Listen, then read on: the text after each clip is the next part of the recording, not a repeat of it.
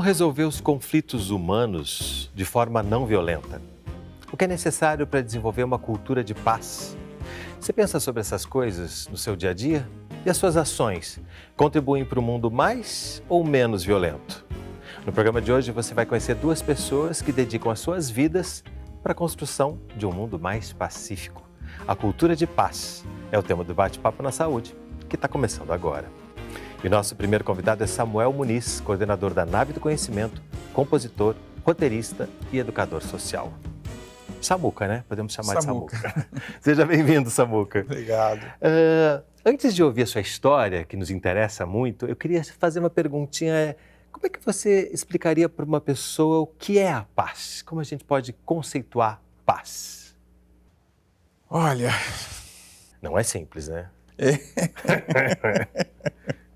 Difícil, né? Hoje, por exemplo, meu primeiro momento eu luto contra os meus conflitos, né? Então, assim, a gente vive num universo onde a gente tem uma série de conflitos, na realidade. Na Unipaz, por exemplo, a gente aprendeu muito a trabalhar essas questões dos conflitos. São os conflitos externos e os conflitos internos. Né? O que a gente acredita, o que a gente pensa, são os nossos conceitos, o que nós somos e que não aceitamos na realidade. Então a gente precisa automaticamente se descobrir na realidade, que eu acho que um dos grandes desafios é o autoconhecimento. Então acho que um primeiro passo para isso é a gente se conhecer, é a gente entender que, por exemplo, quando a gente olha para uma pessoa, a gente enxerga algo de ruim. A gente só enxerga o ruim no outro porque existe em nós. Então se identifica, né? Na realidade se choca. Como a gente pode enxergar o que é belo no outro, que também pode estar em nós. Então quando a gente passa a se conhecer, a lidar melhor com nós mesmos, eu acho que esse já é um passo para que a gente comece a encontrar essa paz interna e, consequentemente, como a gente, tudo é ligado a tudo, isso vai para o externo. E que bom que você começa nos ensinando que a paz precisa iniciar de dentro da gente, né? Essa relação consigo mesmo, com o autoconhecimento, para não ter preconceito consigo mesmo, que é o que acontece muito sem a gente perceber às vezes, né? E aí, isto posto, eu queria ouvir um pouquinho sobre sua história. Como é que a gente pode falar da sua história para entender como é que essa preocupação com a paz acabou virando central na sua trajetória? Nossa! Bom, eu vou tentar, eu sou bem prolixo, mas eu vou tentar ser breve, tentar editar esse texto. Na realidade, assim, vem de uma família humilde, convivi sempre muito próximo da violência, perdi minha mãe com 15 anos de idade, no Dia das Mães, e eu trabalhava de pescador, então vivia, né, em função disso, e aí a dor foi extremamente grande a ponto de eu não suportar. Consequentemente, eu acabei entrando para o crime, me tornei assaltante, me tornei sequestrador, passei a ser um dos caras mais procurados do Rio, pela polícia do Rio de Janeiro inteira. Fui preso e condenado por sequestro, né? E com 22 anos, no dia que eu fiz 22 anos, fui preso. Cumpri 7 anos de prisão, de 15 que eu havia sido condenado, e a pena caiu para 3, eu cumpri a metade, porque eu já era reincidente, já havia sido preso 2 outras vezes. O sistema que dizem que é para ressocializar, na realidade, eu não entendi funcionar desse jeito. O meu ódio, ele super se destacou. E eu passei 2 anos dos que antecediam a minha liberdade estudando a prática terrorista. Então, eu comecei a pensar em praticar terrorismo. Até que, no momento, quando eu tive que fazer uma avaliação de risco, uma análise, eu percebi que aquilo ali, eu tinha um inimigo que estava dentro de mim, que era o sentimento, na realidade. Eu tinha desejo de ver meus filhos crescerem, e aí isso fez com que eu voltasse atrás, né? Entendendo que o Estado já tinha uma arma forte contra mim. E aí eu busquei uma ajuda da psicóloga na cadeia, e acabei frequentando reuniões kardecistas. Tive uma revelação de Deus, do universo, que eu sairia da cadeia, abri mão de toda a estrutura que eu recebia externa, dinheiro, advogado, abri mão de tudo, que não era lícito. E aí a revelação se confirmou quando eu recebi um benefício no final de outubro para novembro, né? A revelação dizia que eu ia embora em novembro. Então, no primeiro dia do mês de novembro, eu fui transferido. eu assumi um compromisso com Deus que eu venceria na vida e como forma de agradecer a Deus pelo que Ele estava me dando a oportunidade, eu divulgaria a minha vida e minha história para crianças e adolescentes não passassem pelo mesmo que eu, né, não precisassem passar, e seria uma referência para quem se encontrasse no sistema penal.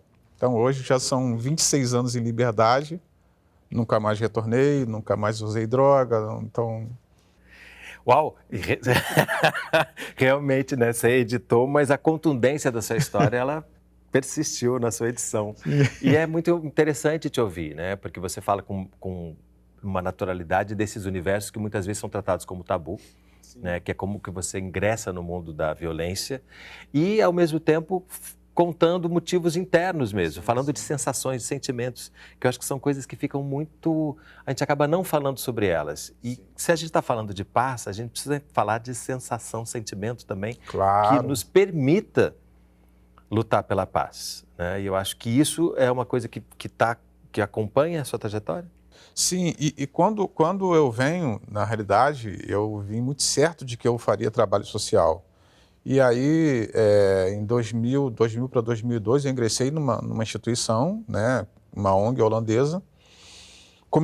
Fiz um curso de educador social e como eu tinha realmente compromisso, e era mais do que compromisso com o tempo, passou a ser comprometimento com a vida, com o ser humano, por um compromisso que eu assumi com Deus, eu vivi realmente em função de contribuir da melhor forma possível para que a vida das pessoas pudesse ser melhor. E com o passar do tempo, eu acabei desenvolvendo uma metodologia de atendimento à família. Então, assim, e aí você ama, na realidade, você passa a ter o amor por isso. E aí eu pego uma experiência daquilo que foi o que eu vivi, que foi a educação que eu recebi, mesmo não tendo tido estudo, comportamentos, a questão do autoconhecimento, você se conhecer, você se perceber, né, e ter o start, e como isso poderia contribuir. E aí passei, a partir daí, fui desenvolvendo um olhar analítico sobre as questões, os arranjos familiares. A gente não diz que é uma família estruturada, senão a gente cria um parâmetro para isso. Qual o parâmetro para uma família estruturada? Estrutura é o quê? Dinheiro. Né? Então, assim, são arranjos, são dinâmicas familiares. E nessas dinâmicas a gente percebe em detalhes simples demais, mínimos, como a violência muitas das vezes contribui para que haja uma mudança no comportamento. E esse comportamento ele vem se tornar um comportamento agressivo. E vem se transformando sem que haja uma percepção da própria pessoa, seja ela criança, adolescente, seja um adulto. E o trabalho, na realidade, ele vai se dando muito no sentido de trazer esse processo, essas famílias, essas pessoas, para uma reflexão, onde a gente, na realidade, fazia um trabalho, a gente volta um pouco no passado. Como eram as questões, direcionamentos dos pais, da mãe, porque uma criança acaba reproduzindo as suas referências. E aí, quando a gente fazia a pessoa entender a partir de uma reflexão, como aconteceu e as dores que ela acabou carregando, a gente mostra como isso está repercutindo e vai continuar repercutindo na vida dos próximos. E aí a gente contribuía para que desconstruísse aqui e começasse a atuar aqui para mudar um quadro. E, consequentemente, você vai trazendo um processo mais harmônico para aquele ambiente, né? E aí e os conflitos começam, na realidade, a ser dissipados. Ou serem resolvidos de uma outra forma, né? Porque os conflitos são inevitáveis. Sim. Agora, é interessante você diz, né? Que muitas vezes as pessoas, e a gente abriu o programa falando diretamente aqui, perguntando para as pessoas como é que você, no seu dia a dia, lida com isso, né? Que muitas vezes isso acontece e as próprias pessoas não se dão conta. Sim. Que as opções são feitas pela violência e que isso não faz ninguém feliz. Claro, né? Não. A possibilidade de entrar em contato com isso e fazer aí sim uma escolha consciente por ações mais pacíficas ou por resolver os conflitos dessa outra forma é que fazem diferença, né? Agora, nessa trajetória, que aí já tem um tempo de trajetória, você percebe diferenças, né, de como que você precisava agir há 20 anos atrás e hoje para que isso aconteça? E assim, hoje eu fico olhando... há 20 anos atrás, 20 anos atrás, eu já estava num processo de mudança, com o trabalho social, por exemplo. E aí a gente via, por exemplo, adolescentes com 16, 17 anos, indo frequentar um pouco mais as ruas, indo frequentar um pouco mais alguns eventos que aconteciam. E aí começava um momento também, iniciava um momento também que meninas acabavam engravidando aí em média com 11, 12 anos de idade. E era um trabalho muito intenso que a gente fazia nesse sentido. O que já trazia uma preocupação. Mas, por exemplo, nessa época, um garoto, quando ele começava a se envolver com o tráfico, ele se envolvia com o tráfico por volta dos seus 16, 17 anos. Hoje você vê um garoto com 12 anos portando uma pistola dentro de uma favela. Então há uma mudança gritante. Há 20 anos atrás, era muito mais possível que uma criança, um adolescente se envolvesse com um tráfico, muitas das vezes para ajudar em casa, para a questão da grana. Hoje já não é mais isso.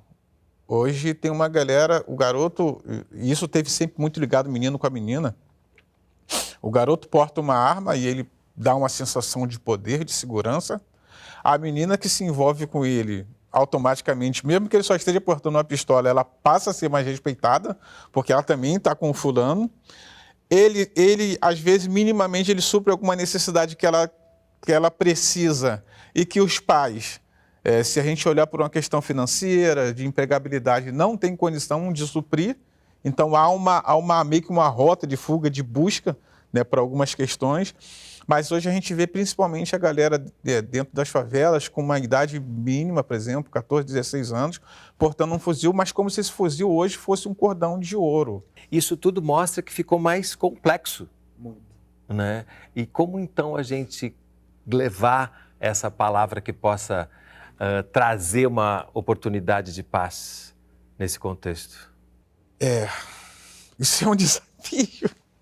Isso realmente é um desafio muito grande. Hoje, assim, com o projeto do meu filme, a minha ideia é criar uma escola de cinema na Vila Aliança. Eu preciso continuar transmitindo mensagens, na realidade, né? Eu acho que uma sugestão para as pessoas, quando estiverem num momento de aflição, quando estiverem num momento de angústia, onde a gente perde o controle, e a Unipaz ensina muito isso, é respirar. É respirar, é baixar a frequência cardíaca, é tentar a partir daí fazer com que o sangue oxigene, com que o cérebro seja oxigenado de uma forma muito mais tranquila, para que dê minimamente a gente condição de olhar um outro lado daquilo que a gente quer enxergar de uma forma negativa. Existe alguma coisa positiva e a gente precisa buscar esse positivo, e esse positivo pode trazer um pouco uma paz quando a gente trouxer o equilíbrio. Samuca, brigadíssimo pela sua presença, que bom que você se transformou nessa referência importante, né, que as pessoas possam cada vez mais te ouvir, e esses projetos que a gente faz, que muitas vezes são ali, né, naquele pequeno local, que eles se expandam, que a gente possa ter em grande escala essa busca pela paz. Obrigado pela presença. Renato, eu que agradeço, assim, eu costumo dizer que eu sou privilegiado, né, por ter vivido tudo que eu vivi, hoje ter a condição de contribuir, talvez para diminuir um pouco o impacto de tudo que foi tão ruim para a vida de alguém. Acho que eu posso hoje. Hoje, para mim, é um privilégio, sobretudo. Então, obrigado pela oportunidade, tá bom? Obrigado. E você falou bastante em Unipaz. No próximo bloco, a gente vai conhecer um pouco mais sobre o que é a Unipaz. A gente vai fazer um breve intervalo e volta já, ainda falando sobre cultura de paz. Não sai daí.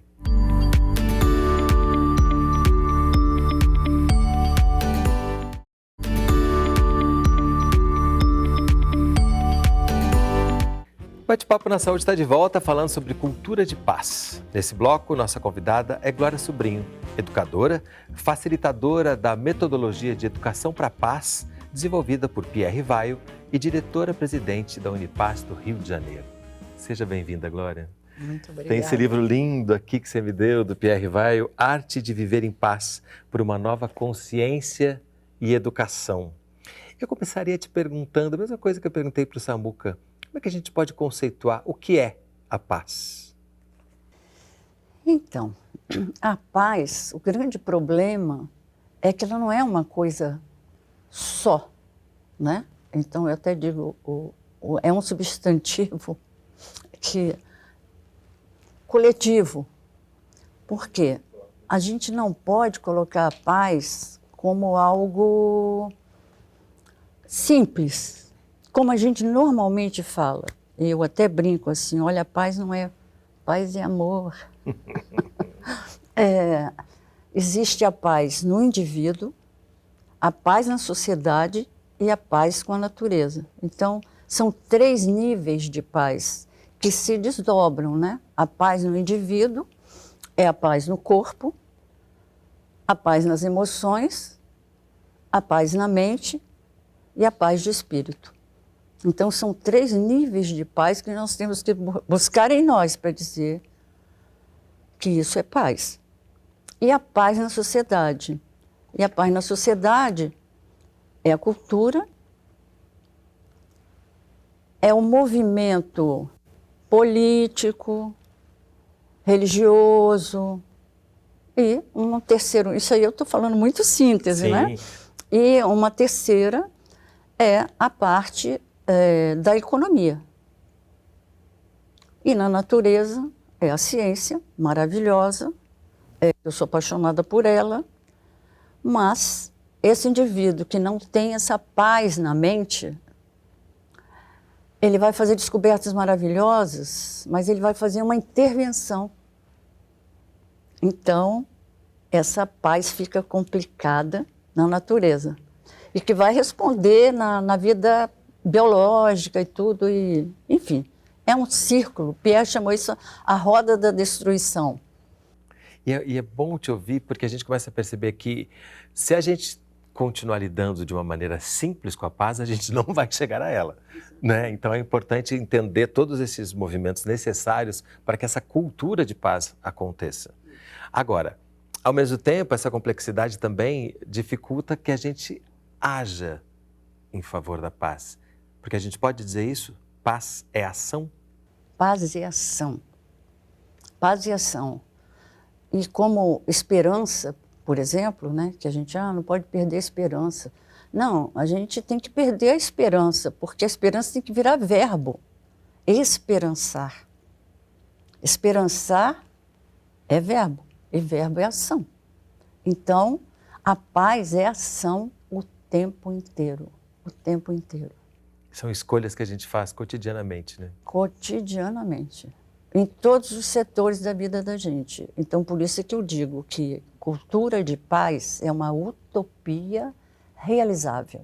E para que essa utopia se realize o mais pronto possível, porque precisamos dela, o planeta também, né, precisa ser tratado com o amor e com a paz que merece, é possível ensinar a paz? Eu tenho 30 anos que só faço isso, né? Dediquei a minha vida, joguei a minha especialização para o alto e me dediquei a isso, mas sabendo que não vou vivê-la, a cultura de paz, porque ela é uma utopia realizável. Estou fazendo a minha parte, por isso um dos símbolos da Unipaz é o beija-flor. A gente bota as gotinhas. É, né? Ali, é no pequenininho do dia a dia. E a gente vai colocando as gotinhas. E isso é o que a gente faz. Agora, se você me perguntar o que move seu coração, é ir para as favelas. Porque ali é onde a gente aprende solidariedade. Eu tinha um belo discurso de solidariedade, mas eu só fui aprender o que era solidariedade indo para Vigário Geral e botando uma Unipaz na Casa da Paz. Depois eu botei uma Unipaz na casa do Samuca, na história que eu conto. Então... A história que eu conto é o nome do projeto, né? O quê? História que eu conto é o nome do projeto. Do Samuca. É do Samuca, É o Centro Cultural, a história que eu conto. Mas a Unipaz, eu inaugurei uma Unipaz lá também. E as pessoas faziam formação na Unipaz em Botafogo, onde a gente funciona. E assim, todas as favelas do Rio, enfim, é um movimento. E o que te fez entender de outra forma a palavra solidariedade quando você chegou nessas regiões? Porque é ação. Não era discurso. Então, assim, a gente... aprende sempre, e até hoje as escolas é a mesma coisa, é o saber. Só que o saber, ele tem que virar sabedoria. E sabedoria vem de sabor. Então eu tenho que experimentar o saber. Eu brinco até assim, eu tenho que comer, metabolizar, né? Para depois botar para fora. Exatamente como o organismo. Então, eu às vezes, quando estou dando esse exemplo, olha, se você quer ter sabedoria sobre a solidariedade, você tem que ir para uma favela. E aí algumas pessoas dizem assim, mas Glória, é por sobrevivência. Eu digo, não interessa, mas são solidários uns com os outros. A gente que mora em edifício, ou em casa separada, às vezes nem conhece muito bem os vizinhos. Então, é onde a gente pode realmente adquirir a sabedoria do que é ser solidário.